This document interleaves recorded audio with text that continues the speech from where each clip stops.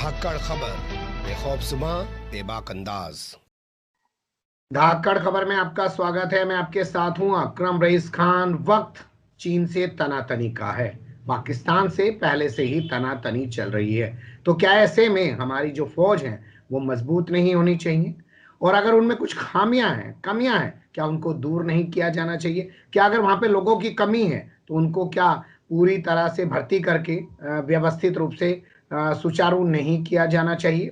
ये तमाम सवालात हैं और इन्हीं सवालात को लेकर 12 नवंबर को दिल्ली के राजघाट पर एक बड़ा प्रदर्शन होने जा रहा है। क्या है उस प्रदर्शन का मकसद और क्यों किया जा रहा है वो प्रदर्शन? और क्या सरकार को चिंता नहीं है? चाइना से, पाकिस्तान से टेंशन चल रही है कि अगर कोई खाली पद पड़े हैं या कुछ कमियां खामियां हैं उनको दूर किया जाए, उसके लिए प्रदर्शन करने की क्या जरूरत है?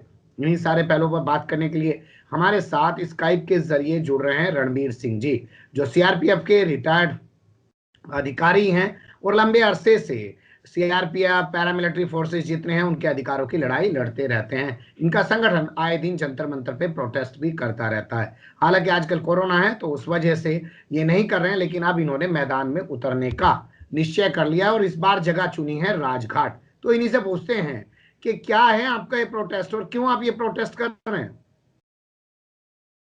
पहले तो धाकड़ खबर को जो है बहुत सैल्यूट और सलाम के एक महत्वपूर्ण मुद्दे के ऊपर आप देश का और राजनेताओं का ध्यान भी जाएगा। सर, 2018 में स्टाफ सिलेक्शन कमीशन के द्वारा केंद्रीय अर्धसैनिक बल के सिपाहियों के लिए 60,000 पदों की वैकेंसी निकाली। ठीक है, मान्यवर, आज 2020 अपने लास्ट उसमें चल रहा है और ये प्रक्रिया अभी तक पूर्ण नहीं हो पाई। और इस प्रक्रिया को लेकर, इस देरी को लेकर डीजी सीआरपीएफ से हमारी मुलाकात हुई प्रतिनिधि मंडल की, क्योंकि वो इसके नोडल ऑफिसर नियुक्त किए।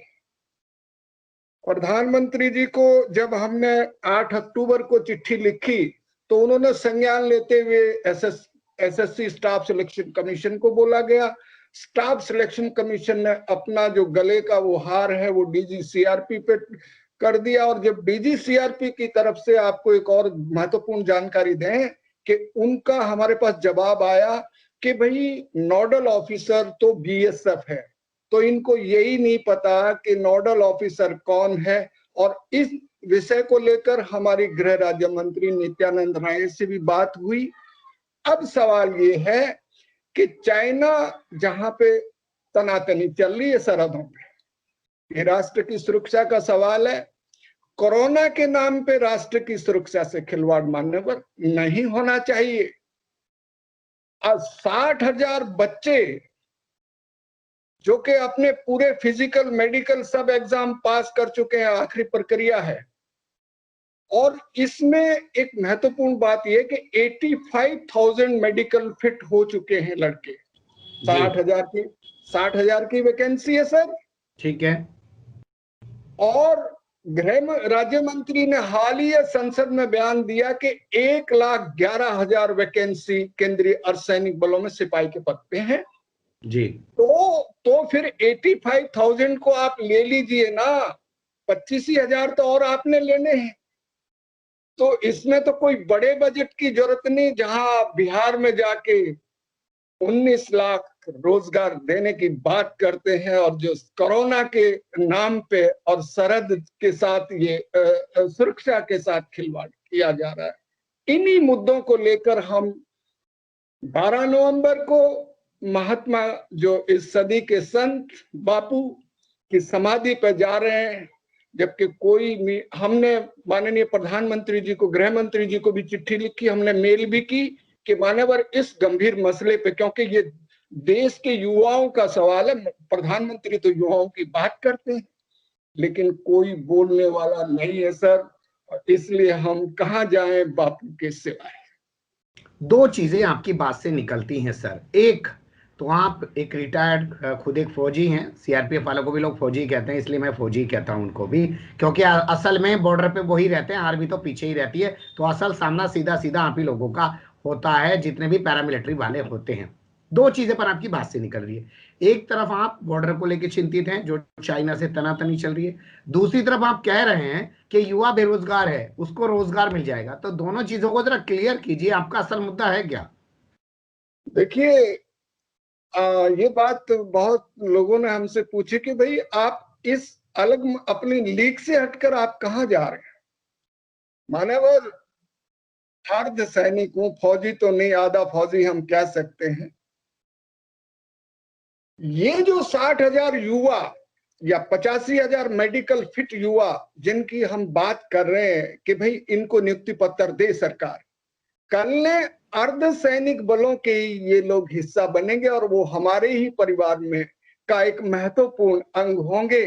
तो हमने ये चाहा कि क्यों न युवा जो कल हमारे ही बलों के अंग बनेंगे, कल सरहदों के चौकीदार बनेंगे। माननीय तो भूल गए प्रधानमंत्री जी, आज कह रहे थे कि भाई बहुत अच्छा उनके लिए भी दिया जलाया जाए। दिया तो तब जलाया जाए ना जब उनकी पेंशन आप जिनके साथ में दिवाली मनाते हैं, शायद इस बार मैं तो चाहूंगा कि नक्सल बाहुल क्षेत्र में सीआरपीएफ के साथ मनाए।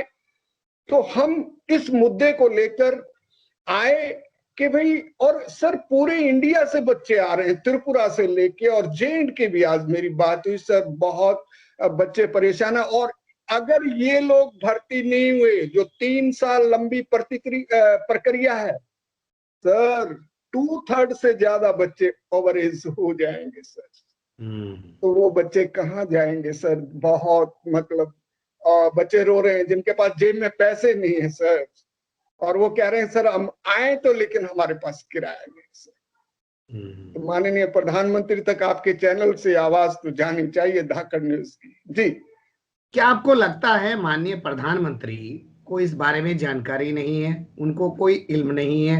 आप ही बता रहे हैं कि आपने लेटर लिखा अगस्त में, उन्होंने उस लेटर को भेज दिया एसएससी के पास, एसएससी ने उस लेटर को भेज दिया सीआरपीएफ के डीजी के पास, सीआरपीएफ के डीजी कह रहे भैया मैं तो हूं ही नहीं, बीएसएफ के डीजी के पास जाओ। तो आप कैसे कह रहे हैं कि उनको पता नहीं है और आपको उनको एहसास दिलाने के लिए, जगाने के लिए धरना प्रदर्शन करना पड़ेगा?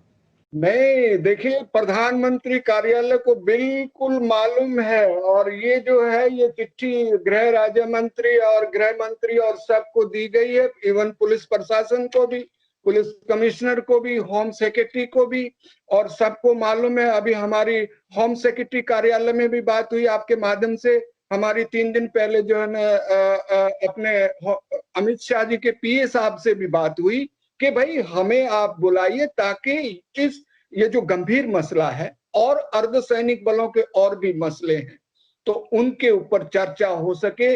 आज तो बल्कि मैं आपके माध्यम से एक और चीज कहना चाहूंगा, मेंबर पार्लियामेंट का हम जिक्र नहीं करेंगे, उन्होंने कहा कि जी आप ऐसा कर रहे हैं तो इसको धरने प्रदर्शन को रोक दीजिए तो अच्छा रहेगा।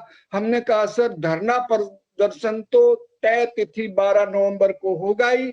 तो बोला नहीं, हमारी मंत्री से हम बात करवा देंगे कि मंत्री, मशहूर मंत्री का नाम लिया। मैंने कहा क्यों ना धरना प्रदर्शन में मंत्री जी को 12 नवंबर पे उधर ही राजघाट पे आके और वो खुद कह दें कि भाई ठीक है हम 25,000 युवाओं को नौकरी देंगे जो मेडिकल फिट, 60,000 की तो वैकेंसी है ना सर, तो उधर ही ले आइए, वो सबसे अच्छा रहेगा सर।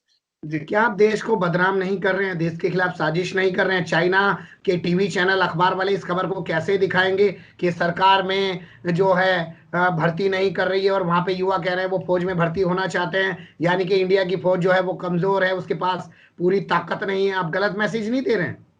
नहीं साहब, ये तो हम सरकार को और आगाह कर रहे हैं कि अगर हमारे ये 85,000, हमारी सरहदें तो सुरक्षित हैं अर्धसैनिकों के कारण, क्योंकि फौज पीछे रहती है।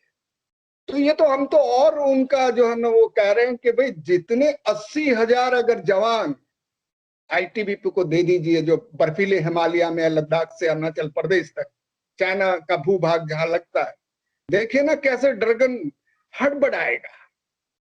आज कल गृह राज्य मंत्री जी ने, मैं आपका ध्यान और दिलाऊंगा, आईटीबीपी की परेड में उन्होंने कहा कि भाई हमने 47 बीओपी बना दी है, और मतलब बॉर्डर आउटपोस्ट।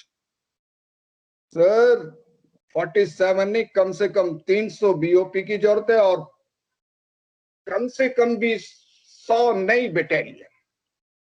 85 एक बटालियन में 1,000 सिपाही होते हैं साहब, 85 बटालियन तो तैयार है ना। जब 85,000 जाएंगे तो जिनके साथ झूला झूले थे ना जिनपिंग, वो जो है हड़बड़ाएगा कि यार ये क्या हुआ। तो हम तो सरकार से आपके माध्यम से कह रहे हैं कि नहीं, सुरक्षा को बहुत मजबूती दी जाए और इन जवानों को जो है रोजगार दिया जाए।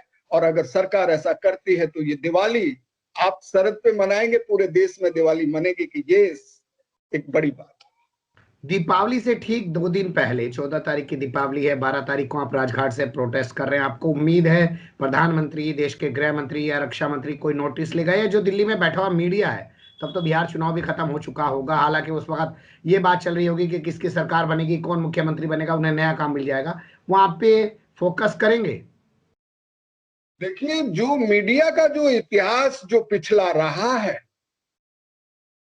हमें तो नहीं लग रहा कि इस महत्वपूर्ण मुद्दे पे मीडिया ध्यान दिलाएगा। आप जैसे जो दर्दीले हैं वो जरूर आएंगे, आपका तो न्योता होगा ही होगा, लेकिन गुंजाइश कम लग रही है सर, क्योंकि जो पिछले 4 साल से जो चल रहा है, जो जरूरी मुद्दों पे मीडिया ध्यान नहीं दे रहा है। लेकिन ये देश का दुर्भाग्य होगा कि अगर मीडिया ने इस बार साथ नहीं दिया, क्योंकि ये युवाओं की बात है और इलेक्शन खत्म हो चुके होंगे जैसा आपने कहा। कहीं ऐसा ना हो कि आपको देशद्रोही साबित कर दिया जाए, आपको बताया जाए आप देश को बदनाम कर रहे हैं, प्रोटेस्ट कर रहे हैं, आप किसी राजनीतिक पार्टी के सहयोग से ये सब कर रहे हैं, कोई विदेशी फंडिंग जुटा के आप सरकार को बदनाम करने की कोशिश कर रहे हैं, ऐसा ना हो जाए? नहीं नहीं, ऐसा अगर होता है तो, अगर देश की युवाओं की बात उठाना, जिनको कल ने चौकीदारी देश की संभालनी है, अगर ये अपराध है तो ये गंभीर अपराध हम बार बार करेंगे।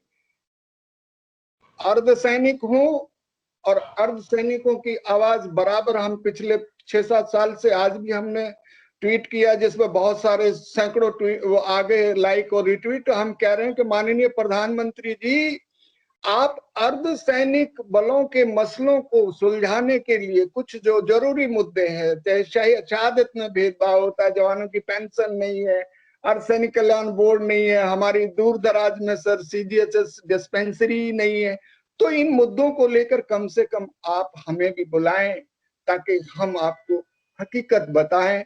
और देशद्रोही नहीं, मैं नहीं समझता अगर सरकार ऐसा नहीं कर सकती, क्योंकि अगर ऐसा करती है तो ये एक बहुत बड़ा गंभीर चिंता का विषय होगा।